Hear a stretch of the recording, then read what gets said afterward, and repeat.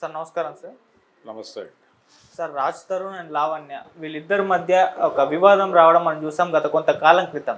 So వాళ్ళిద్దరి మధ్య వివాదంగా ఇది మొదలై ఆ తర్వాత ఎన్నో మలుపులు ఎన్నో కోణాలు ఇందులో ఉండడం చూస్తున్నాం సార్. ఒక పర్సన్ ఎంటర్ అవ్వడం, ఇంకో పర్సన్ ఎంటర్ అవ్వడం, మనకు తెలుసు శేఖర్ భాష ఎంటర్ అయ్యాడు, మస్తాన్ సాయి ఎంటర్ అయ్యాడు. ఆ తర్వాత ఈ వివాదం మొత్తంలో రాజ్ తరుణ్ పక్కకు అయిపోయాడు. ఇప్పుడు మస్తాను అండ్ శేఖర్ భాష లావణ్య వివాదంగా కూడా మారిపోయింది. అయితే ఆ తర్వాత మొత్తం సైలెంట్ అయిపోయిన తర్వాత రీసెంట్గా మళ్ళీ నిన్న ఆమె లావణ్య మస్తాన్ సాయి పైన కేసు పెట్టింది. అతని దగ్గర 200కు పైగా అశ్లీల వీడియోస్ ఉన్నాయి. కొంతమంది యాక్టర్స్ నిఖిల్ పేరు కూడా ఆమె చెప్పడం చూస్తున్నాం. సో ఆయన మీద కేసు పెట్టి అరెస్ట్ కూడా చేయించేసింది. అటు శేఖర్ భాష అతనికి అగెనిస్ట్గా మాట్లాడుతున్నాను కూడా అతని మీద కూడా కంప్లైంట్ చేసింది. సో ఎంటైర్గా ఈ వివాదం చూసుకుంటే సార్ మళ్ళీ కూడా రైజ్ అవ్వడం చూస్తున్నాం. హాట్ టాపిక్గా మారిపోయింది. అసలు ఎటు వెళ్తుంది? మీరు ఇష్యూ పైన ఏం చెప్తారు సార్? అంటే గందరగోళం ఏం లేదు, చాలా క్లారిటీతో ఉంది ఆ కేసు. ఓకే, ఎవరు ఏ రకమైనటువంటి కన్ఫ్యూజన్లు పడక్కర్లేదు. మస్తాన్ సాయి అనే క్యారెక్టర్ మొదటి నుంచి ఉంది. అయితే ఈ మస్తాన్ సాయి అనే క్యారెక్టర్ని ఎవరు పట్టుకొచ్చారు, ఏ కాంటెక్స్ట్లో పట్టుకొచ్చారు? ఈ మస్తాన్ సాయి అనే అతనికి ఈఎంఐకి ఒక ఎఫ్ఐఆర్ ఉంది అనేది ఎస్టాబ్లిష్ చేయడంలో భాగంగా ఇతని పేరు మొదట ప్రస్తావించిన వ్యక్తి రాజ్ తరుణే. ఓకే, ఆ తర్వాత ఈ మస్తాన్ సాయికి ఈఎంఐకి చాలా బలమైనటువంటి సంబంధాలు ఉన్నాయనేది ఎస్టాబ్లిష్ చేయడం కోసం శేఖర్ భాష చాలా కష్టాలు పడ్డాడు. అందులో భాగంగా గుంటూరులో ఒక పోలీస్ స్టేషన్లో దాఖలైనటువంటి ఒక ఎఫ్ఐఆర్ని పట్టుకొచ్చి ఆయన మీడియా ముందు చదివి వినిపించాడు. ఈ చరిత్ర అంతా మనకు తెలుసు. అంటే ఈ 3 పాత్రలు ఉన్నాయి కథలో. శేఖర్ భాష ఆయన ఇక్కడ ఆయన రోల్ ఏంటో ఆయనే చెప్పుకున్నాడు ప్రపంచాన్ని. ఆయన పురుషుల పాలిట, అంటే ఒక రకంగా ఇప్పుడు మహిళా సంఘాలు ఎలాగైతే ఉన్నాయో పురుషులకు కూడా వాళ్ళ హక్కుల్ని ప్రొటెక్ట్ చేయడానికి వాళ్ళ మీద మహిళలు జరుపుతున్నటువంటి ఒక రకమైనటువంటి బ్లాక్ మెయిలింగ్ టార్గెట్లుగా పురుషుల్ని మార్చేసి మహిళలు చేస్తున్న దాడుల నుంచి పురుష ప్రపంచాన్ని కాపాడటం కోసం అడ్డుపడటానికి సిద్ధపడిపోయినటువంటి ఒక సమర యోధుడిగా తన్ని తాను చెప్పుకున్నాడు ఆయన. యాక్సెప్ట్ చేద్దాం, యాక్సెప్ట్ చేసేస్తే అతను ఆ కోణంలో ఆ ఎఫ్ఐఆర్ ఇవన్నీ చెప్పడం ద్వారా వాళ్ళిద్దరి మధ్య ఒక రిలేషన్ ఉంది. ఆయన ఈ అమ్మాయి అతని ఏదో మ్యారేజ్, అతని సిస్టర్ మ్యారేజ్ కోసం గుంటూరు వెళ్ళింది. ఆ అమ్మాయిని ఒక చోట ఉంచాడు, ఒక షెల్టర్లో. అక్కడి నుంచి ఆ అమ్మాయితో ఆయన ఏదో రొమాన్స్ చేశాడు, అది ఆయన ఎస్టాబ్లిష్ చేసింది. ఆ సందర్భంగా ఆ అమ్మాయి విల్కి వ్యతిరేకంగా ఏదో జరిగింది అక్కడ. ఆవిడ కేసు బుక్ చేసింది. ఆ ఎఫ్ఐఆర్ కాపీ ఆయన చదివాడు. ఇప్పుడు ఈవిడ కార్యక్రమం ఏమిటి? ఇప్పుడు మస్తాన్ సాయి ఎందుకు వచ్చాడు మార్కెట్లోకి అంటే తన మీద తనకి మస్తాన్ సాయికి ఏదో ఉందని కదా వాళ్ళు ఎస్టాబ్లిష్ చేసింది. ఎస్టాబ్లిష్ చేసి తద్వారా తప్పుకుందామని చూశారు. ఇప్పుడు ఈవిడ ఈ మస్తాన్ సాయి అనేవాడు తను హెరాస్ చేస్తున్నాడు, బ్లాక్మెయిల్ చేస్తున్నాడు అని ఈ మస్తాన్ సాయి అనే క్యారెక్టర్ని తన జీవితం నుంచి కడిగేసేటువంటి ప్రయత్నంలో భాగంగా ఈ కేసు దాఖలు పరిచారు. ఈ హార్డ్ డిస్క్ గొడవ, అశ్లీల వీడియోలు. ఇప్పుడు అతనేం చెప్తున్నాడు, ఇందులో తన వైఫ్ వీడియో ఉన్నట్టుగాను తన గర్ల్ ఫ్రెండ్ వీడియో ఉన్నట్టుగాను చెప్తున్నాడు. ఈ వైఫ్ వేరు, గర్ల్ ఫ్రెండ్ వేరు, అవి రెండు పాత్రలు అనే విషయాన్ని గమనించాలనే విషయం కూడా చెప్పాడు ఆయన. చెప్పేసి వాళ్ళ అనుమతి మేరకే ఆ వీడియోస్ తీశాను, నేను అవి నా హార్డ్ డిస్క్లో పెట్టినా, దానిలో తప్పేంటి అంటున్నాడు. అయితే చాలామంది ప్రస్తుతం సినిమా ఇండస్ట్రీలో ఉన్నటువంటి నటీమణుల తాలూకా వీడియోస్ కూడా తన దగ్గర ఉన్నాయి. వాటితో అతను బ్లాక్మెయిల్ చేస్తున్నాడు. బ్లాక్మెయిల్ చేస్తూ బతకటమే అతను జీవనోపాధి అన్న లెవెల్లో ఆవిడ ఎస్టాబ్లిష్ చేస్తున్నాడు. చేసేసి మేజర్గా ఇప్పుడు మస్తాన్ సాయి అనేవాడు ఆవిడ యాంగిల్లో విక్టిమ్ అయితే, అంటే విక్టిమ్ అని కాదు, ఇప్పుడు అతను నేరస్తుడిగా ప్రూవ్ అయిపోతే అతను తప్పుకుంటాడు సినిమా వచ్చి. అప్పుడు స్ట్రైట్గా ఉండేది ఎవరు? లావణ్య, రాజ్ తరుణ్. మధ్యలో శేఖర్ భాష. ఇది ప్రోగ్రామ్, ఇది డిజైన్. ఇంతకాలం దాదాపు సంవత్సరం కాలంగా నడుస్తోంది ఈ డ్రామా. అంటే ఇంతకాలమైనా ఇది ఎందుకు రిజాల్వ్ కావట్లేదు అంటే ఇక్కడ చాలా సీరియస్గా ఇప్పుడు అమ్మాయి నాకు అతను కావాలి అంటోంది, నేను అతన్ని ప్రేమిస్తున్నాను అంటోంది, అతనితో ఉంటానంటోంది. ఎందుకంటోంది? అతను కాదంటున్నాడు. కాదన్న వాడితో బలవంతంగా ఎలా ఉంటుంది? ఈవిడ ఉండే అవకాశం లేదు, కానీ ఉంటానంటోంది. ఎందుకంటోంది? అంటే చాలా కాన్షియస్గా అక్కడ ఆర్థిక వ్యవహారాలు ఉన్నాయి. డబ్బుతో ముడిపడి ఆస్తుతో ముడిపడినటువంటి ఒక గొడవ అది. ఇక్కడ లీగలు ఇల్లీగలు వీళ్ళ అఫైర్లు వీళ్ళ జీవితాలు కాదు. వీళ్ళు అంటే ప్రజెంట్ డే యూత్ తాలూకా జీవితం, దాని తాలూకా షేడ్స్, ఆ జీవితం అనుభవించారు వాళ్ళు. ఆవిడ చాలా క్లియర్గా చెప్పింది. ఆవిడ డ్రగ్ కన్జ్యూమింగ్ అలవాటు ఉంది అనే విషయం కూడా ఆవిడ చెప్పేసుకుంది, ఆవిడే చెప్పుకుంది, ఎవరో చెప్పడం కాదు. అయితే ఈ పెడ్లర్ అనేటువంటి మాట దగ్గర ఆవిడ డిఫర్ అయింది. నేను ఎవరికీ అమ్మలేదు, కానీ పార్టీ కల్చర్లో ఇదంతా భాగమే కదా అంది ఆవిడ చాలా క్యాజువల్గా.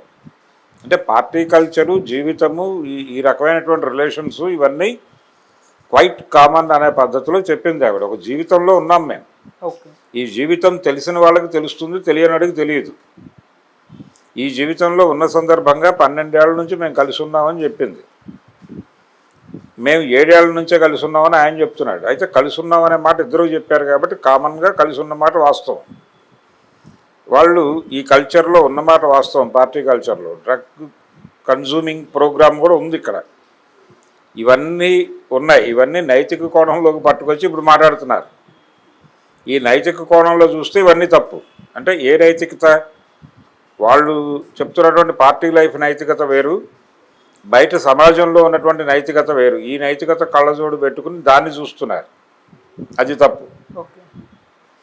అక్కడికి ఆ వ్యవహారంలో ఉన్న జీవితాలు చాలా ఉన్నాయి. ప్రజెంట్ డే యూత్ అక్కడే ఉంది. సో దాన్ని కూడా అర్థం చేసుకోవాలి ప్రపంచం.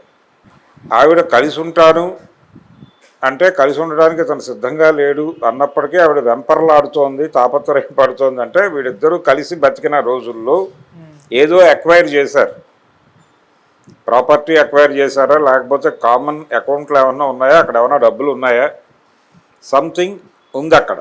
ఈవిడ కోరుకుంటోంది, అది బయటకు చెప్పట్లా. దాన్ని అలా ఉంచి ఇతర యుద్ధాలన్నీ చేస్తున్నారు. అది సెటిల్ చేయాలి. అది సెటిల్ చేస్తే గొడవ, ఈ గొడవ నుంచి ప్రపంచం విముక్తి అవుతుంది. ఈ గొడవ నుంచి ప్రపంచం విముక్తి కావాలంటే వాళ్ళ మధ్య ఉన్నటువంటి ఆస్తి గొడవ సెటిల్ అవ్వాలి. ఆ విల్లా ఏదో ఉంది, ఆ విల్లాలో కూడా ఒక పోర్షన్లో వాళ్ళిద్దరూ గొడవ పడుతుండగా, వాళ్ళిద్దరూ కలిసి ఉండి గొడవ పడుతుండగా నేను వెళ్ళి విడదీశానని ఆయన చెప్పాడు. రాజుతారు మీడియా ముందుకు వచ్చి చెప్పిన మాట. సో ఈవిడ ఒకేసారి ఇద్దరితోనూ రిలేషన్లో ఉందేమో అనే ఒక డౌట్ క్రియేట్ చేశారు. ఇది సామాజిక నైతిక కోణంలో కొంచెం చిరాకు పెట్టే అంశమే అయినప్పటికీ ఆ ఏరియాలో అది కరెక్టే కావచ్చు. సో దాన్ని కూడా మనం తప్పని అనొద్దు, అది ఓకే, అది కూడా యాక్సెప్టెడే. ఇక్కడ అన్యాక్సెప్టెడ్ గొడవ ఏంటంటే వీళ్ళిద్దరూ దీన్ని ప్రపంచ తలనొప్పిగా మార్చే ప్రయత్నం చేస్తున్నారు. ఈ ప్రపంచ తలనొప్పిగా మార్చడం అనేది చిరాకు. ఇక్కడ ఏది విచిత్రం లేదు. అతను దగ్గర వీడియోలో ఉండటము తప్పని నేను అంటలేదు, అలాగే ఈ అమ్మాయి అలా బిహేవ్ చేయటము తప్పని నేను అనటం లేదు. కానీ వీళ్ళు, ఆ అమ్మాయి వీళ్ళని అండర్ కరెంట్గా ఏదో అడుగుతోంది, ఆ అడిగినది ఇచ్చేయటంలో వీళ్ళు జాప్యం చేస్తున్నారు. ఈ అడగటము అనేది ఆ అమ్మాయితో మానిపించడానికి నైతిక బెత్తం పట్టుకుని కొడుతున్నారు. ఇది జరుగుతోంది. సో దీని మీద యుద్ధం జరుగుతోంది. అందుకని ఇప్పుడు ఎవరు ఇన్వాల్వ్ అయినా ఈ ఎపిసోడ్లో ఆ అమ్మాయి ఏం కోరుకుంటుందో క్లియర్గా కనుక్కుని అది ఇప్పించేస్తే క్లోజ్ అయిపోతుంది వ్యవహారం. ఎంత ఇచ్చుకోలేము, ఇంత ఇచ్చుకోగలం, లేదు ఈ అక్వైర్ చేసినటువంటి ప్రాపర్టీలో ఇంత భాగం ఇవ్వగలం, ఇంత భాగం ఇవ్వలేము, ఆర్థికం తప్ప ఇంకేం లేదు అక్కడ. దేర్ మస్ట్ బి ఒక ఎకనామిక్ వ్యవహారం ఉంది అక్కడ. దాన్ని ఆ డిస్ప్యూట్ సెటిల్ అయితే తప్ప ఈ గొడవ పోదు. అప్పటి వరకు ప్రపంచం భరించక తప్పదు. సార్ మీరు అన్నట్టు ఓన్లీ రాజ్ తరుణ్, లావణ్య వీళ్ళిద్దరే సీన్లో ఉండడానికి, మస్తాన్ సాయిని తప్పించడానికి ఈ ప్రయత్నం జరుగుతుంది కదా. అయితే ఇంకో సీన్లో ఉండేది శేఖర్ భాష, ఆయన్ని చంపించడానికి కూడా లావణ్య ప్రయత్నించిందని ఒక వార్త ప్రచారం అవుతుంది. దానికి సంబంధించిన ఆడియో కూడా లీక్ అయిందని చెప్తుంది. సో ఇటువంటి పరిణామాన్ని కూడా చోటు చేసుకునే శేఖర్ భాష మీద ఆవిడ విమర్శలు చేసింది కదా, ఓపెన్గానే డిబేట్లో కూడా వాళ్ళిద్దరూ ఘర్షణలు పడ్డారు కదా. అవును.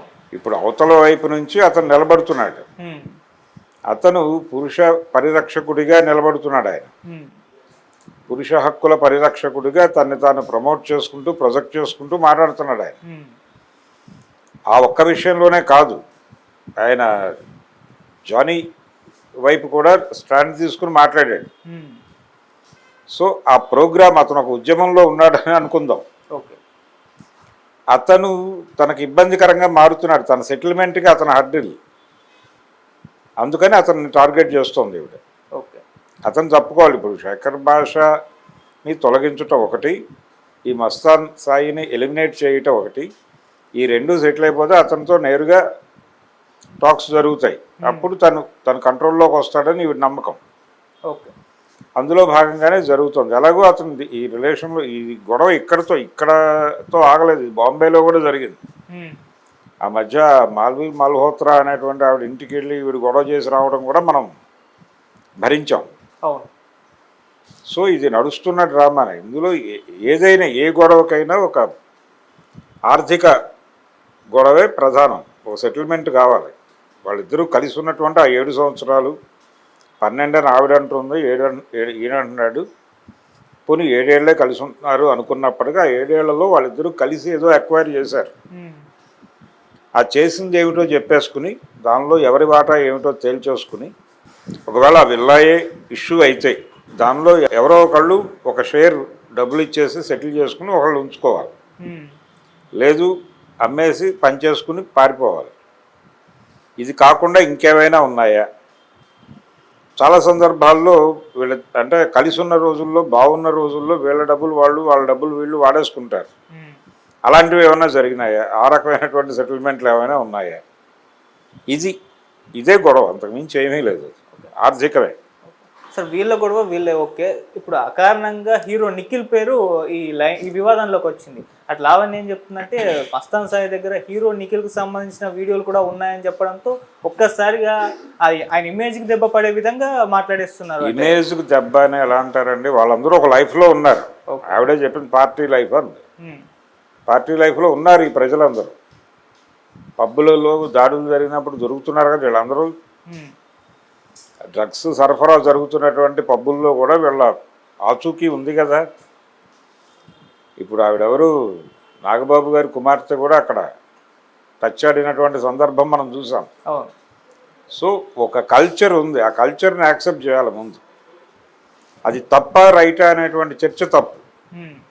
ప్రజెంట్ డే యూత్ దాన్ని యాక్సెప్ట్ చేసింది. ప్రభుత్వం పర్మిషన్ ఇస్తేనే కదా పబ్బులు నడుపుతోంది అక్కడ. మీరు జూబ్లీ హిల్స్లో చాలా స్ట్రీట్స్లో ఇది నడుస్తోంది. అంటే ఒక సామూహిక కార్యక్రమంగా నడుస్తోంది అది. దాన్ని ప్రజెంట్ డే కల్చర్గా యాక్సెప్ట్ చేసేస్తే గొడవ లేదు. నైతికత అనేది తీసేయండి, నైతికత లేదు ఇక్కడ. నైతికతకి ప్రయోజనం ఉంటుంది. నైతికత అనేదానికి ఇట్సెల్ఫ్ ఒక ప్రయోజనం ఉంటుంది. ఆ ప్రయోజనం కోసమే నైతికత తీస్తారు బయటికి.